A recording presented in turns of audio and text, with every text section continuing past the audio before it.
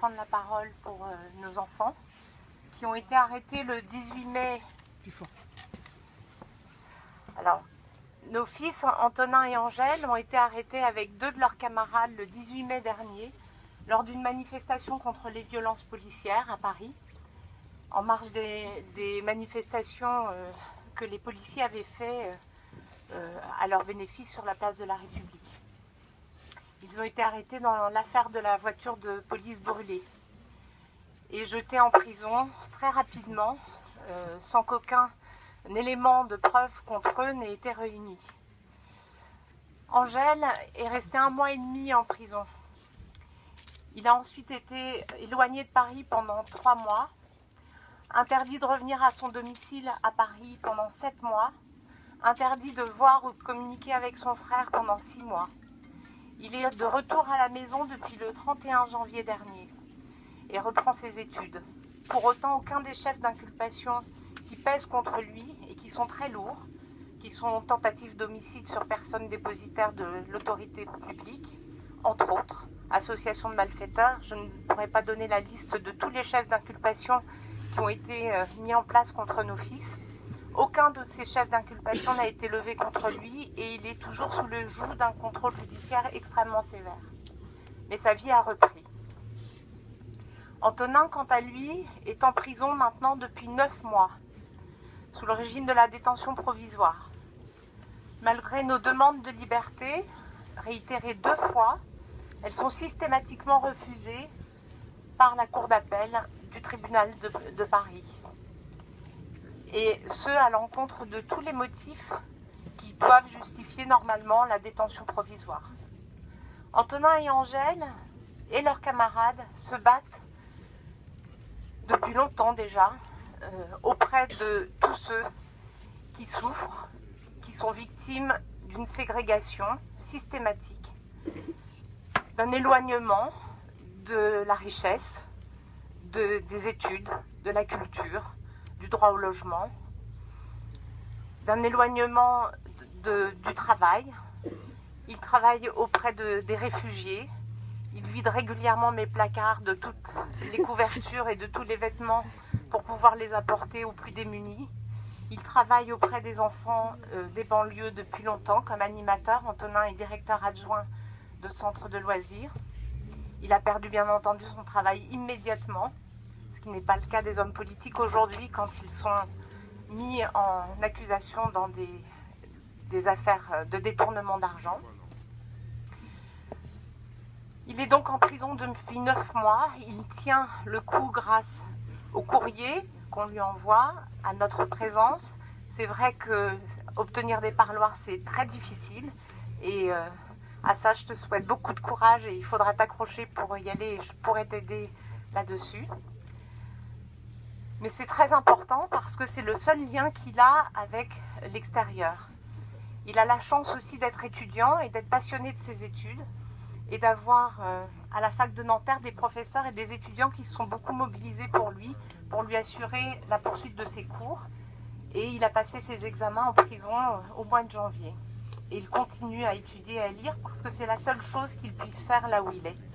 Et c'est la seule chose qui lui permette de garder encore son esprit libre, cet esprit que personne ne pourra mettre derrière les barreaux. Aujourd'hui, on souhaitait venir apporter tout notre soutien à Assa, à la famille Traoré et particulièrement à Bailly. Parce que ce qui arrive aujourd'hui à Bailly est curieusement extrêmement proche de ce qui se passe pour Antonin et Angèle. Et un bon nombre d'ailleurs de manifestants qui ont été arrêtés et jetés en prison pendant les manifestations contre la loi travail. Il y a une criminalisation systématique de tous ceux qui veulent se défendre leurs idées, dénoncer les violences policières et dénoncer les exactions qui sont commises aujourd'hui dans notre société. Cette situation est assez intolérable.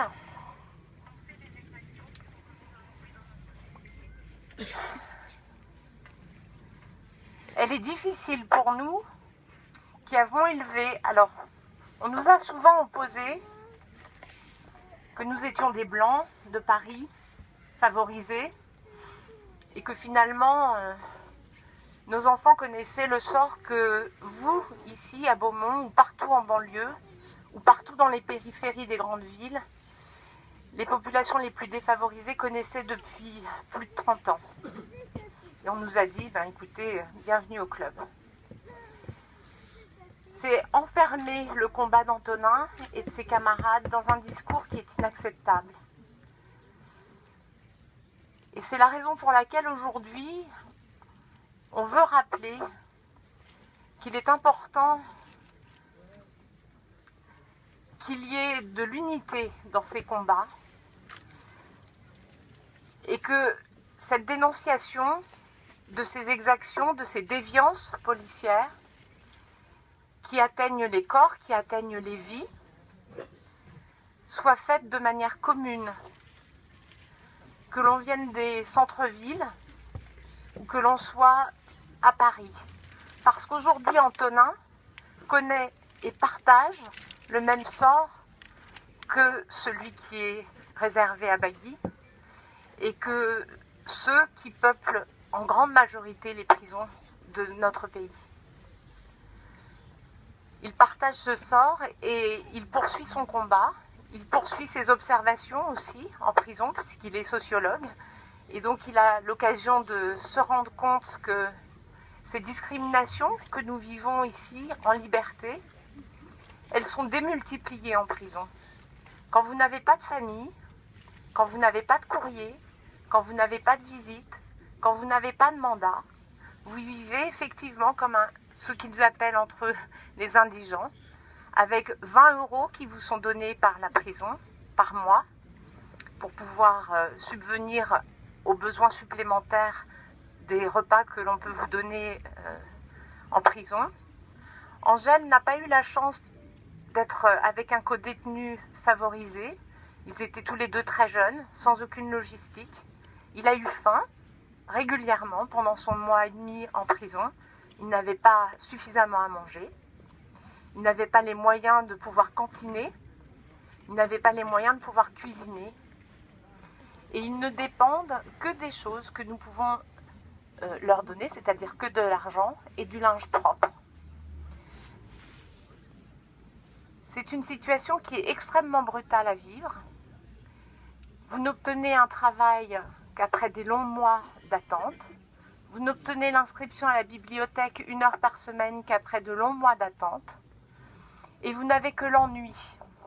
22 heures sur 24 dans votre cellule de 9 mètres carrés, partagée dans le meilleur des cas avec une personne, quand ce n'est pas plusieurs. Et vous êtes en position couchée, quasiment tout le temps, puisque vous êtes sur votre lit superposé et que vous ne pouvez pas beaucoup circuler dans une pièce de 9 mètres carrés.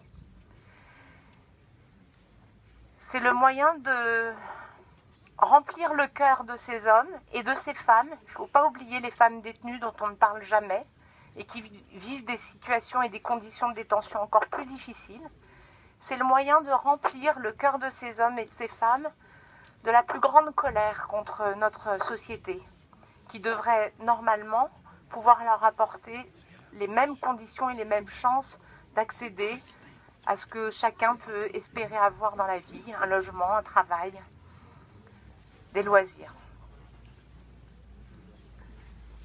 Aujourd'hui, donc, un nouveau combat se dresse pour Antonin, celui de la prison, qui est un milieu extrêmement violent et dans lequel on ne peut tenir que par la solidarité.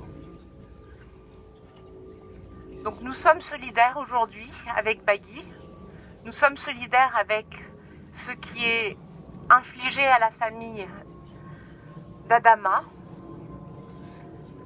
et nous tenions à le dire aujourd'hui. Très dur. Là où il est, là, ils l'ont transféré à Fleury. Il est à Oni. C'est-à-dire là, il se retrouve avec personne.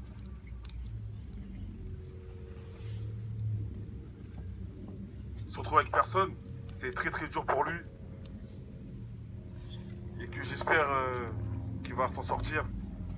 Il n'est pas coupable de tout ça. Il a jamais fait des trucs ce qu'on lui reproche. trucs d'assassinat, jamais, on n'est pas comme ça, nous, la famille Traoré, on n'est pas comme ça. C'est de l'acharnement sur nous depuis un moment. Nous, ça fait 20 ans, on habite ici. Ça fait des années que la police, la gendarmerie qui est venue ici il n'y a pas très longtemps, qui sont toujours sur nos côtes, que de l'acharnement, contrôle d'identité. Ils nous connaissent déjà, mais ils veulent toujours nous contrôler. Moi, avec ma voiture, à chaque fois, ah, il y a M. Traoré, bah attendez, on va le contrôler. Il n'y a pas longtemps, ils m'ont enlevé 3 points sur mon permis de conduire. Pour rien, ils ont dit, vous n'avez pas mis votre clignotant, bah on vous enlève 3 points. Ça aussi, c'est de l'acharnement. Et voilà, nous, on subit. On n'est pas les seuls, il y a d'autres familles qui subissent aussi les mêmes faits que nous. Et que c'est pour ça qu'il ne faut pas se lâcher, il faut se mobiliser.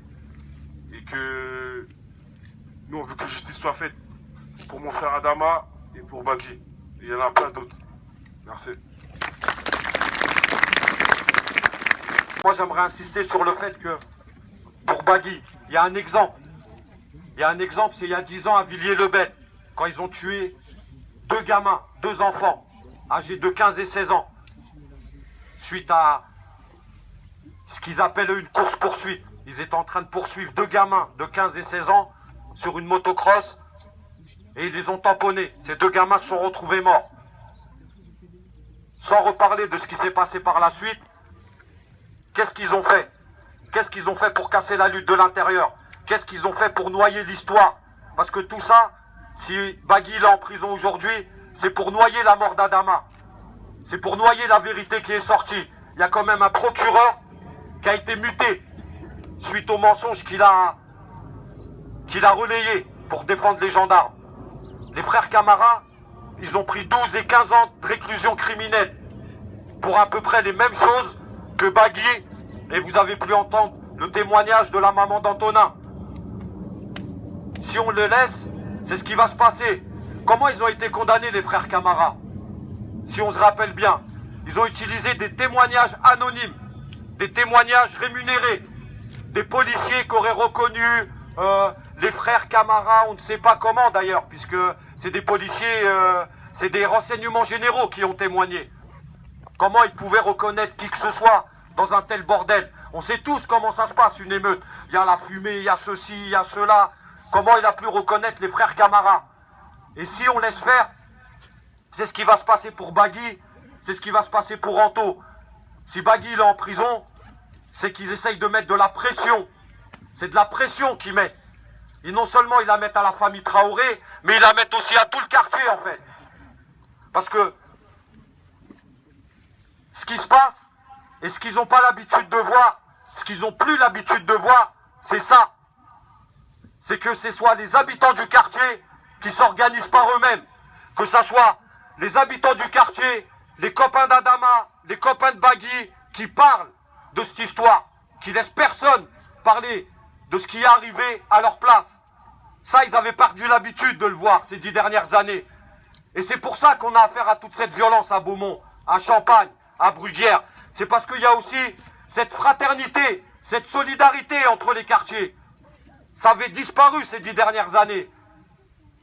Et c'est cette violence-là à laquelle ils répondent. C'est à cette humiliation-là qu'ils répondent. C'est parce qu'aujourd'hui, les gendarmes, tout le monde sait qu'ils ont tué Adama. Tout le monde sait aujourd'hui que Bagui, il est en prison pour les mêmes raisons que les frères Camara en 2007 ou Kanto l'année dernière. C'est nous mettre la pression. Mais à côté de ça, malgré toute la violence qu'on subit, malgré tout ce qu'ils peuvent nous faire, on est quand même là aujourd'hui, on est debout et on répond à la pression qu'ils mettent. C'est ce qu'ils veulent pas. Par exemple, ils ont mis des caméras depuis hier. Ils ont installé des caméras. Ça n'a peut-être rien à voir, mais ils nous disent qu'il n'y a pas d'argent pour les quartiers populaires. Il n'y a pas d'argent pour les crèches. Il n'y a pas d'argent pour telle ou telle chose. Mais il y a de l'argent pour mettre des caméras parce qu'il y a un rassemblement qui va se faire. À un moment donné, il faut aussi qu'on se pose les bonnes questions. C'est pour ça que c'est important ce qui se passe aujourd'hui. Et c'est important que ça continue à se passer ici, à Beaumont et aux alentours de Beaumont. C'est comme ça qu'on arrive à leur mettre la pression, nous. C'est ensemble. C'est en continuant à être solidaires. et à construire le discours qui va avec. C'est pour ça, au-delà de rendre hommage à Adama, au-delà de rendre hommage à Bagui, rendez-vous hommage aux habitants de Beaumont, de Bruguière, de Champagne, qui depuis 7 mois, vous n'avez pas lâché.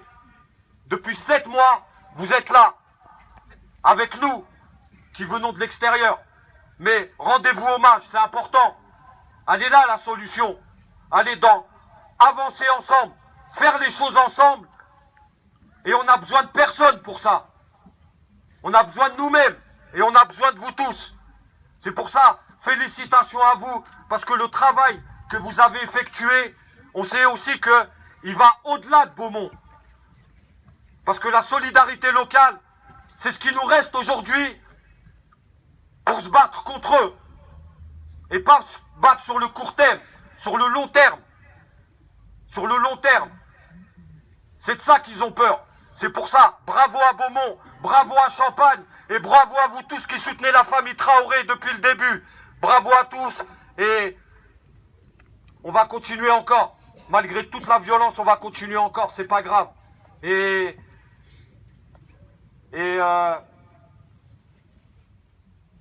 aujourd'hui, il y a quelque chose qui se passe. Il y a un meeting à Paris pour des violences policières. On soutient aussi la famille Koumé qui a perdu quelqu'un de la même manière qu'Adama.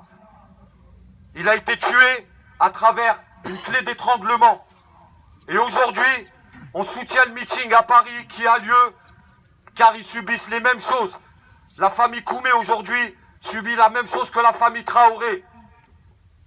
Et c'est bien qu'il y ait plusieurs choses qui se font dans plusieurs endroits différents.